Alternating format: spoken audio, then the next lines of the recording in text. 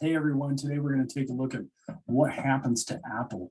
And we'll have this in a few stages. It'll be spread out through the content because we're going to follow Steve Jobs and kind of what he ends up doing, because honestly, it's having an effect on so much.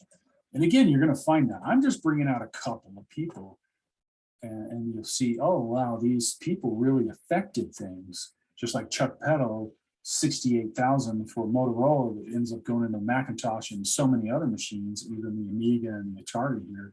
And he also creates the MOS 6502, right? He's involved in both of those, and both of them were these incredible technologies. And you kind of see that as you go through the history of things on anything. You see these figures that really influence things.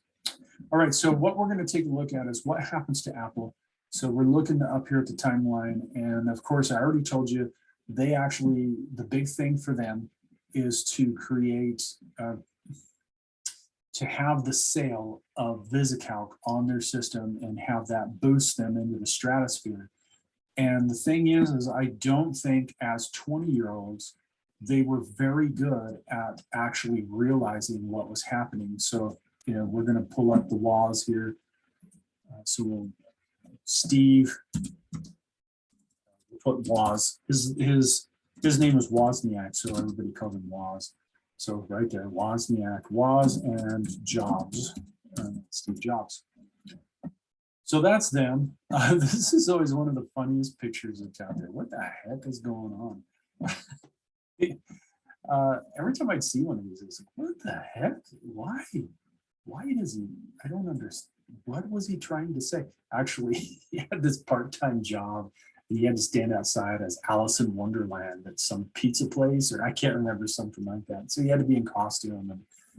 And by the time, right, that the Apple One, this is what they're working with right there, is coming out. He's got this long hair for these pictures. But this picture tells a lot, right? Here's Steve Jobs, here's Wozniak. They're pretty much the same age. Wozniak built this. Right?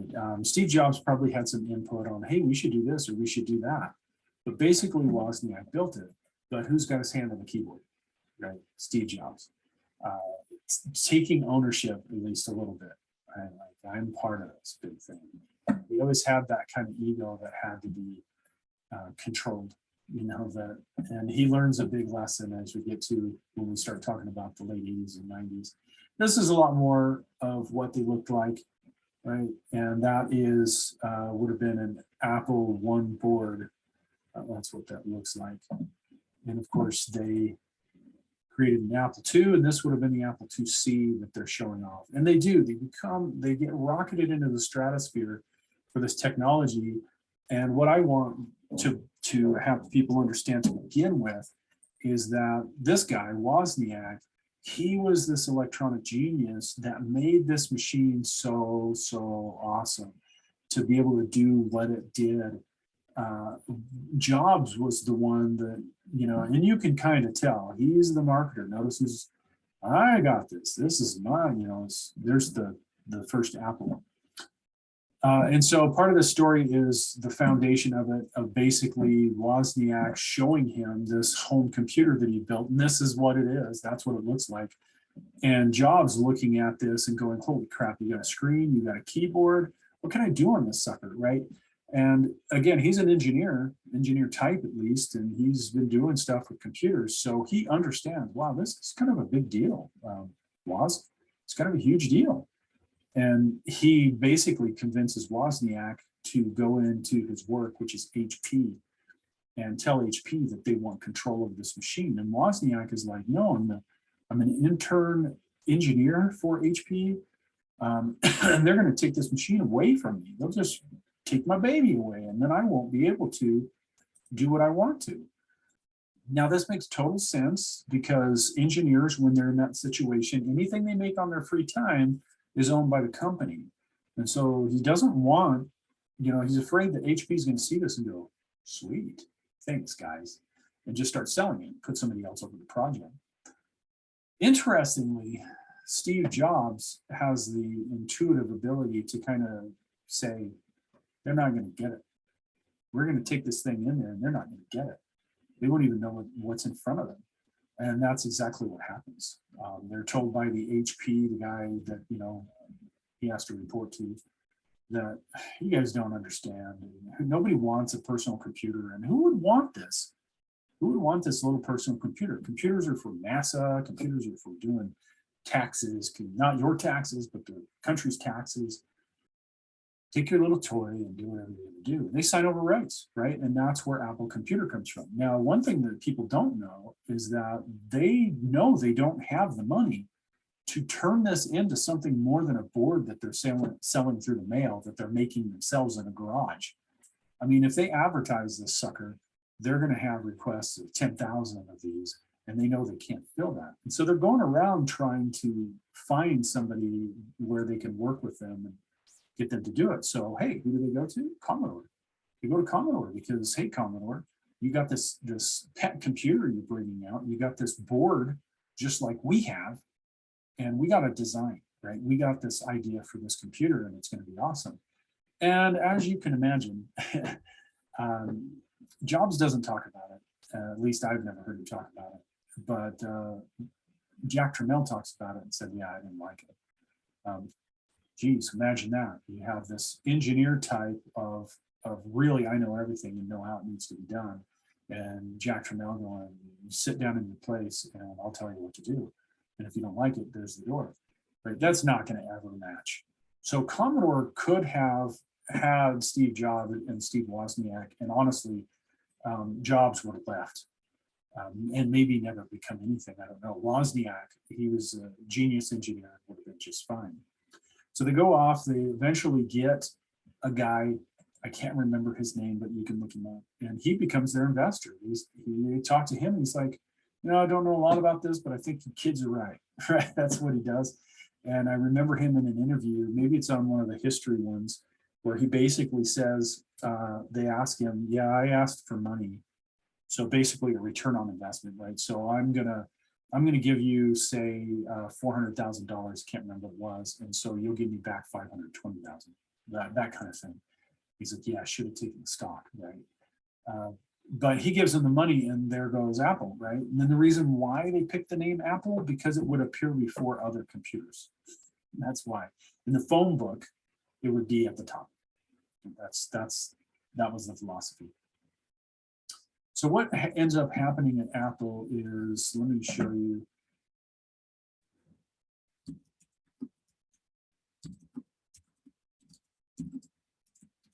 So in some small way, Steve Jobs knew that he wasn't smart enough to run this company. At least that's what I think. He is definitely not a person that would ever say that. But I think he understood that the job of CEO was becoming really huge. And so he hires the guy from Pepsi, basically, to come in and do something with his life. That's what he tells the guy. You want to keep selling sugar water, or you want to do something real? And so he comes over and joins Apple, but Jobs becomes more and more strange, I guess is the way you put it. He becomes more and more manic. He becomes a problem. And part of the problem really is, and I talked about this briefly, you have this awesome computer called the Apple II, and you continue to go through, we'll go back to Steve's here. Again, here's the Apple II, and then let's go down. Okay, so not for a while. This one becomes a big computer, TI-99. Oh, that is a story right there.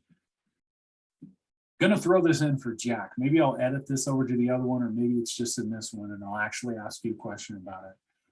Right, Texas Instrument is Jack. That is who he hates, right? Jack Tramiel hates these people for screwing him over.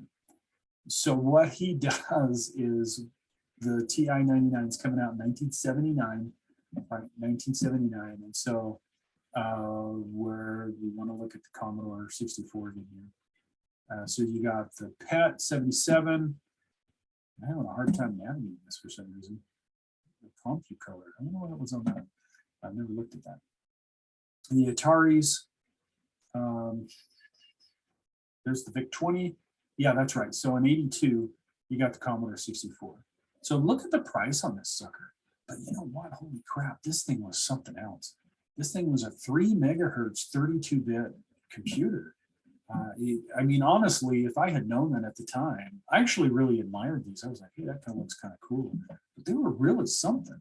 But it was a lot of money, right? So basically what happens is that when Commodore comes out in 82, they just stick it straight to Texas Instruments, especially in the fact that the Commodore 64 starts to get advertised, right? So let's go to that Commodore 64 page. It starts to get advertised for actually a higher price than this. I think it was like 800 and something before it's coming out. Hey, this is going to be 800 bucks, that kind of thing. And then he's like, I want to drive this down. How far down can we go with this? How far? And they give him a number, and he's like, that's what we're going to sell it for. And so the Christmas that, by the second Christmas that Texas Instruments really gets to, Commodore comes in and says, buy our machine, and it's a third of the cost. And Texas Instruments is left holding the bag, basically, so to speak, with a ton of these Texas Instruments computers and nowhere to sell them. And they just go under within a couple of years. They're just, well, we're getting out of the computer business. We're going back to calculators. So karma exists apparently, and what comes around goes around. And honestly, right, if they hadn't done that, Jack would have been competitive with them, but he probably wouldn't have slashed his prices so low to really just decimate this company, because he knew that they were heavily invested. They got all those machines made. Now they need to sell them all. And if they don't, they're going to can the whole project. And that's exactly what they did. Anyway, I got to remember to take that out. Okay, so back to our Apple. So down here, 82, I'm trying to find the next true Apple. The Apple II line goes for a while. And basically this Apple III, which was a total bust, look at this. But they're really trying to, they only showed 65,000 total, but they're really trying to beat IBM. Like, here's our high-powered system for you. But that was a total bust. And they continued, right? And then 83, see, here's the Apple Lisa. This is the predecessor to the Apple Macintosh, and there it is, $10,000. That's kind of familiar to what it was costing Xerox to make that equipment, right? So the price comes down, and there's the Apple Macintosh right there in 84. They bring out also the Apple IIc, so they got two lines now going. Here's our new awesome computer. Come by Macintosh, 1984. Look how cool it is. And honestly, as a kid, I remember when this came out and we went to go see one as some part of some scouting thing or whatever. And it was awesome. Right? I was like, wow, this is really revolutionary. Now, I didn't know an Amiga was going to come out the next year, or that Elisa even existed, or anything like that. I just thought, wow, this is really cool. So they're still improving the Apple II line and making faster processors and adding more RAM, 128K to 1 meg of RAM, and it's moving forward. So you got two lines of computers that are not compatible with each other. That's a huge thing. It's just, why would you even do that? Commodore's making a portable Commodore 64 because it's so popular. And then I can find it down in 86, Apple releases the Apple II GS. And so I mentioned this before, but to kind of sum it all up, basically you've got really Steve Jobs in there, who really is a genius in his own right. In 1985, he gave a talk, and I have that. Maybe I'll put that out there. It's a pretty poor audio tape, but he actually talks about wireless computers and talks about the fact that the evolution of the computer won't even slow down until you can hold it in your hand. The computer has to be able to be held in your hand and manipulated with touch. It was 1985. He talked about wireless.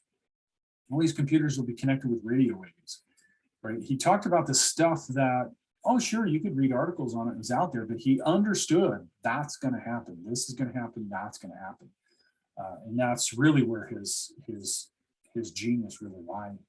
So here you see graphical user interface. And as I said before, everybody was doing it. It wasn't an Apple thing that they just thought it up. As a matter of fact, I'll take a look at Windows and when that was made, because Steve Jobs always came out and said, oh, you know, and they copied all that stuff from us and they didn't know what they were doing with Windows until they actually saw what we were doing. And it's like, wasn't a secret, right? There was a mother of all demos, and maybe he didn't know about that, but other people did.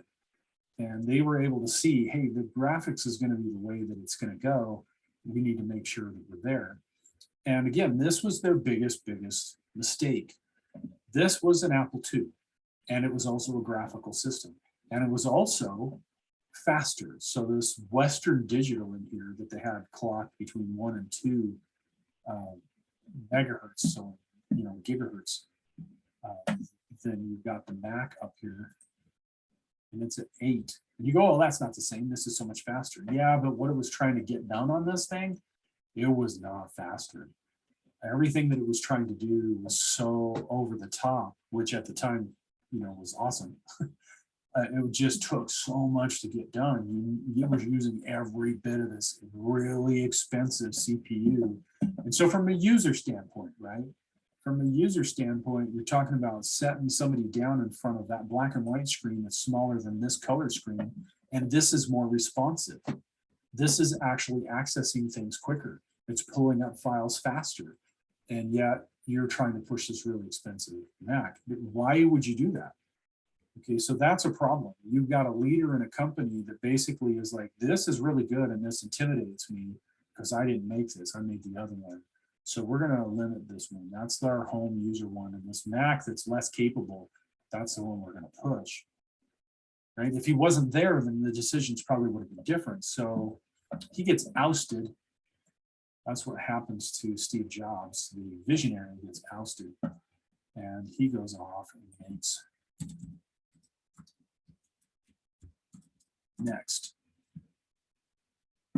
next step. Let me just put in next step. That'll do that. So he gets really pissed. He sells all of his Apple stock and he says that's the dumbest thing he ever did. He sold it because he left, right? So the stock dropped and he sold it when it was low. And he's like, I'm going to go make the next big thing, right? And we're going to call it a next system. And we're going to get people to look at it because we're going to make it a cube, right? It's a next cube. And he creates this interface. Well, not he and his team, right, create this interface. And it has this ton of technology in it. Matter of fact, now you start to see, let's see, when is the first?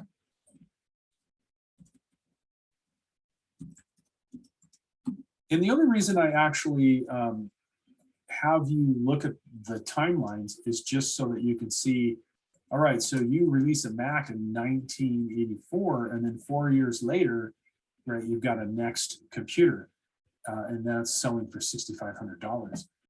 But it wasn't marketed to the home. It was marketed, this is scientific use, this is for the high-end education market, and wow, it did a ton of stuff. As a matter of fact, nearly everything in the mother of all demos is in this machine. And that becomes important. Actually, in this machine, I'll mention why this is important, but later, not now. But in this operating system, you have the ability to take a file and create a link and put it in an email. So back then it was a big deal because storage space on servers was terrible.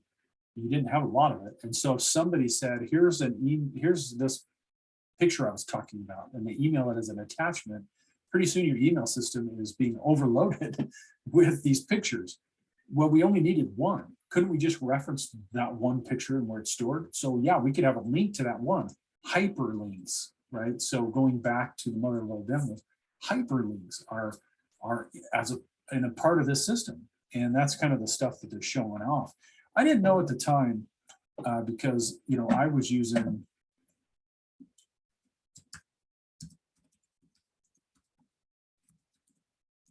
we'll talk more about Microsoft Windows and really what it did and how it shaped things. And so we get those concepts in our head. But Microsoft Windows 1, let's just put timeline. You think I would put this all in there, but I always just search the internet. It's right there. So we'll go to Wikipedia. There we are. Windows 1.0 comes out in 1985. So again, right, they're like, oh, we showed Microsoft what to do. The timeline doesn't quite match up their jobs. But anyway, I started using Windows back here in 3.0 and then 3.1 and then on. And I didn't realize that basically what they were doing, especially when they got in here to NT4, which is, you're starting to deal with 1996 by that time, is they're just ripping off what is in the next computer OS, right? Because that's a computer that most people don't even know about. I didn't really know too much about it then. I knew it existed, but I didn't know what was in it. And then when I started doing research, when the internet really started to be available and have all this information, I was like, hey, so all that stuff that was in the next cube basically ended up in NT4 and 3. Wow, so they just ripped it off, right? Now, when I say ripped it off, I mean, they were shown by this other OS that was spending tons of money on research and development, meaning that the computer cost tons of money. And they were taking the cheaper route of looking at it and going, yeah, how do we copy that? Right, that's always the cheaper route. I'm not going to innovate it on my own. I'll let them do it, and then I'll just copy it. Copying is cheaper than innovation. So anyway, Jobs gets kicked out. So when you look at that timeline of when Steve Jobs makes the next computer, he's ousted by the time it's 86, and on we go to something else that he begins to do. He says, this is where we're going to end the story for that, because it's 1988 here. He says that was a critical time of learning for him, because he was able to see all the mistakes he made, that maybe, right, he shouldn't have kind of pitted the Apple II against the Mac, because it divided the company, and all the poor management decisions that he had made all along the way that caused such a problem, and really learned everything he needed to do while he's over here building the next computer.